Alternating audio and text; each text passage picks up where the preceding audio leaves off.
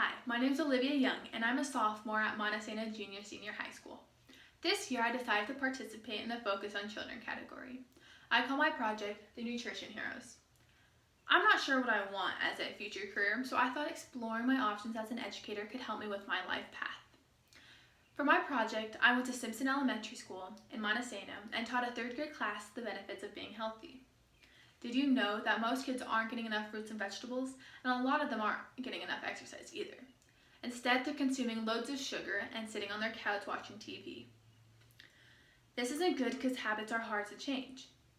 The Washington State Department of Health showed me that only 20% of men and 24% of women ages 18 to 21 in Washington State get the recommended amount of fruits and vegetables. When I saw a TED Talk by Jamie Oliver, I realized that kids weren't getting the proper nutrients or exercise. Instead, they fill up on sugar and video games. This concerns me because this is how people become obese. And obesity can cause other health problems like heart diseases, strokes, other types of cancer, and so much more. So I set a goal for myself. This goal was to teach other kids how to live healthier lives.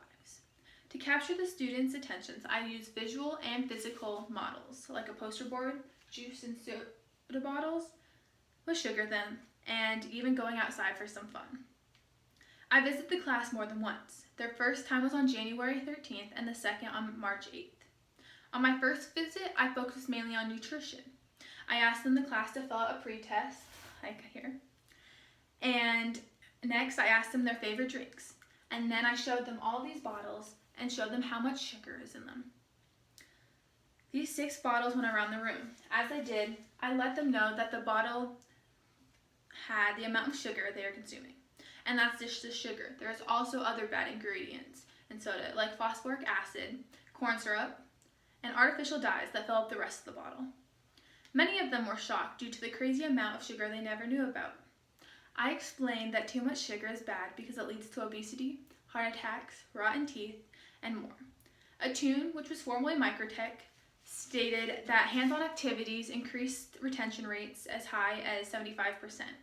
This is good because they can remember and share their knowledge with their classmates and their community. I had a brain pop for them to watch about nutrients and exercise. Sadly, that didn't work, but I had a backup plan. I found a song about exercising to get them a little more excited. After the pump-up song, we had a few contests. The first contest was who could do the most push-ups in 10 seconds.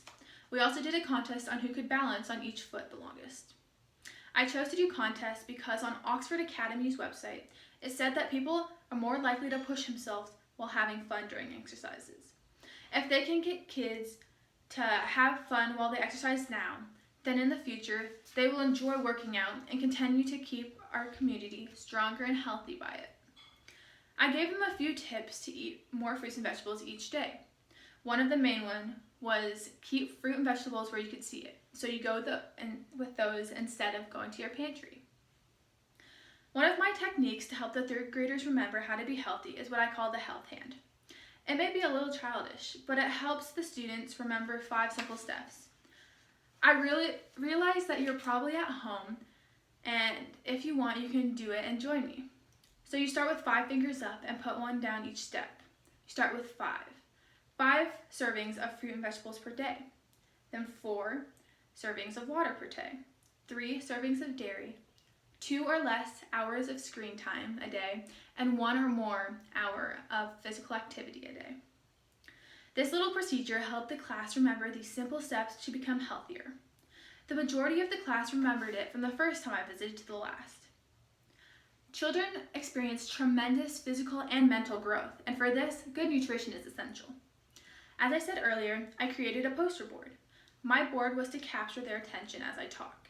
I know when I get lectured, I sometimes zone off, so I was hoping that if they zoned off, they would look at my poster board. My poster had pictures, colors, a smaller amount of word, and was very kid-friendly. In elementary school, the only time kids get up is for lunch and recess. So I had them pop up out of their chairs and stretch with me. As we stretched, I talked to them about how it helps us warm up our bodies to exercise as well as to help us cool down. We did sit-ups, push-ups, butterfly stretching, jumping jacks, and a few others. For many children, school lunch will be the first time they'll make an independent choice on what they're going to eat. However, what they choose and what they eat is very different. They often trade food or throw it away, and usually it's the nutrition foods that go in the trash. Parents need to teach their kids that sugary foods are only a sometimes food, and if they're going to throw away food, it should be the junk food. Nutrition lessons learned early in life can lay down a better foundation for a better lifetime of health and happiness, as well as prepare kids to make wise food choices at home and at school. Some parents and guardians are not aware of what their children eat or aren't aware of the general knowledge of being healthy. Kids follow actions of their parents. Therefore, adults need to learn the nutrition basics to teach their kids to be healthier. Poor nutrition will weaken the health of children, and children who lack essential nutrition will have less resistance to illness. If kids know the facts of being healthy, they can help themselves as well as the people they love to become healthy and live longer. Once a child understands the benefits of being healthy, how to be healthy, and maintains a healthy lifestyle, they can keep the right amount of energy as well as keep up in other activities and schoolwork. Many kids see themselves as overweight, even if they're not. Eating well and exercising can help regain confidence as well as prevent illnesses.